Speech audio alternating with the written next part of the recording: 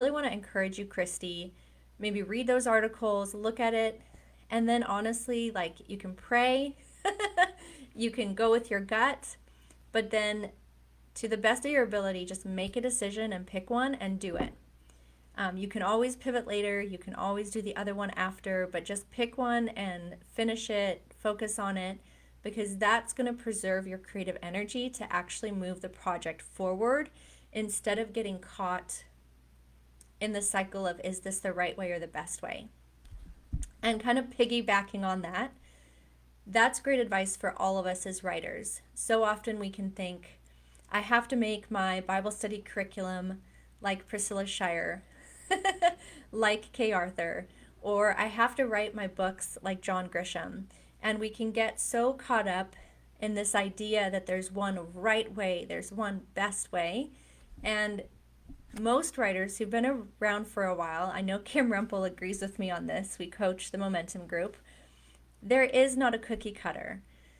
Yes, there's like genre specific guidelines and things that work well, but we have so much creative license as writers. And so that's why praying is really powerful because it can give you insight into this thing that God's given you to create. And it may not look exactly like what other people have created or other people have done.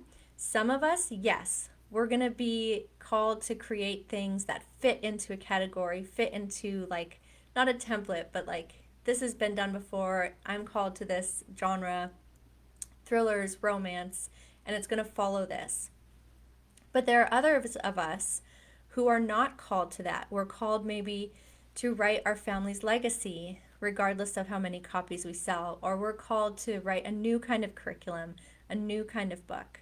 And so I just want to speak that over each of you to not be afraid to experiment, not be afraid to not fit the containers, and to really pray and just pay attention to God, what He's putting on your heart, and then your own desires, your own gifts, like where that's guiding you. Because there's just so much possibility in the world of self publishing and what we get to create. So I hope